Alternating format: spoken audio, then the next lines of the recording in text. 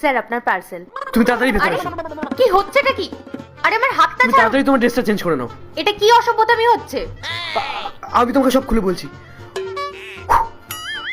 আগে তুমি এটা আমাকে দাও, এখানে রাখো। তুমি এই শাড়িটা পরে তাড়াতাড়ি আমার বউ সেজে রেডি হয়ে যাও। আপনি কি পাগল হয়ে গেছেন নাকি? একই জোর করে আমাকে ঘরের মধ্যে টেনে নিয়ে আসলেন, আবার বলছেন ড্রেস চেঞ্জ করতে, আরেকবার বলছেন শাড়ি পরে আমার বউ হয়ে যেতে। আরে আরে আস্তে কথা বলো, দেয়ালেরও কান আছে, সবাই শুনে ফেলবে, উল্টোপাল্টা ভাববে। দেখো আমি তোমাকে সব বুঝিয়ে বলছি। আসলে আমি অফিসে বলেছি যে আমি বিবাহিত, আর সেটা শুনে আমার বস আমার স্যালারিও বাড়িয়ে দিয়েছে। আর আজকে হঠাৎ করে উনি আমাকে বলছে যে আমার ওয়াইফকে নিয়ে নাকি আমাকে অফিসে যেতে হবে। এখন যদি বস জানতে পারে যে আমি অবিবাহিত, তাহলে তো উনি আমাকে কাজের থেকেই বার করে দেবে। তুমি প্লিজ এই শাড়িটা পরে রেডি হয়ে নাও। তুমি আমাকে যত টাকা বলবে আমি তোকে তত টাকা দেবো। টাকা? ঠিক আছে, 10,000 টাকা নেবো কিন্তু। মাত্র 10,000-এই ডান? হ্যাঁ হ্যাঁ, 10,000-এই ডান। এনাও এটা ধরো। আজকে বস যদি জেনে যায় চাকরিটা আমার যাবে। এ নাও 10,000 টাকা। তুমি তাড়াতাড়ি রেডি হয়ে নাও, আমাদেরকে এখনই বেরোতে হবে। চেঞ্জ কোথায় করব? চেঞ্জ আবার কোথায় করবে? এখানেই করবে। তাই নাকি? এই যে মজাটা করলে না, এর জন্য 2,000 টাকা দাও।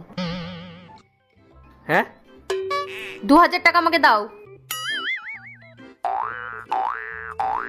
আগে তো নিজেকে বাঁচাই, তারপর দেখছি।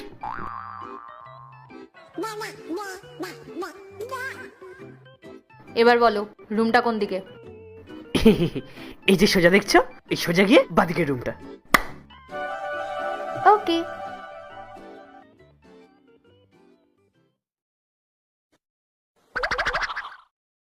মে I come in sir? Rohan, yes, come in. আসো।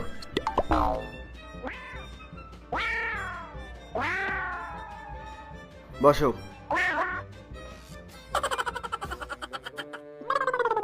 Sir, meet my wife, meet my real wife. My wife sir. তাহলে রাহুল, ইনি তোমার ওয়াইফ? তা ইনি ঘোমটা দিয়ে বসে আছেন কেন? আজকের দিনও তুমি তোমার ওয়াইফকে এতটা শাসনে, এতটা সংস্কারে রেখেছো যে উনি বাইরে কোথাও বেরোলে মাথায় ঘোমটা দিয়ে রাখেন? আরে না না স্যার, এরকম কোনো ব্যাপার না। আসলে ও তো খুব লাজুক, ওই জন্যই ঘুমটাটা দিয়ে বসে আছে। কোনো ব্যাপার না স্যার, আমি ওকে ঘুমটাটা তুলে দিতে বলছি। কি গো, ঘুমটাটা তোলো। না আমি ঘোমটা তুলতে পারবো না। রাহুল, উনি কি তোমার রিয়েল ওয়াইফ?